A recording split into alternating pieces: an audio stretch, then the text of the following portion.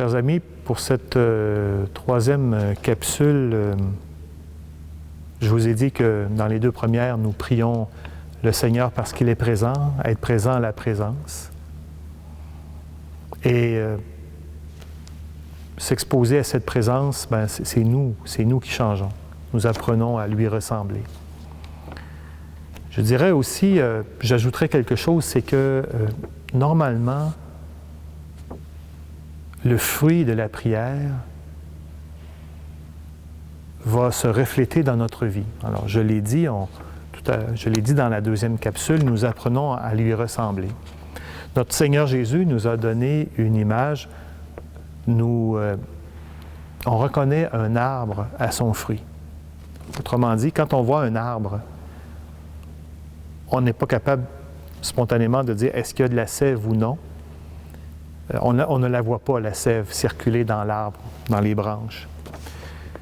Mais nous pouvons deviner qu'elle est là. Pourquoi? Parce que l'arbre, on va le voir, il va y avoir des feuilles, il va y avoir des fruits.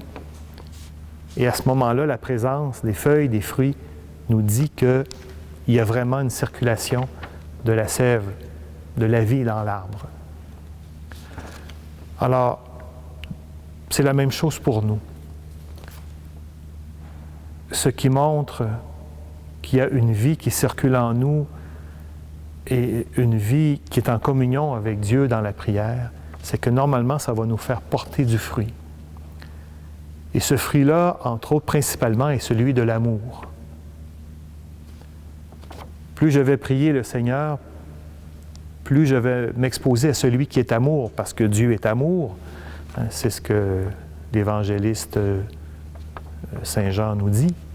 Dieu est amour, et donc plus je m'expose à lui, plus je vais lui ressembler. Et donc, il y a des risques que je devienne un être plus aimant. Il y a quelqu'un qui a dit, le cœur à cœur avec Dieu se vérifie dans le coude à coude avec les autres.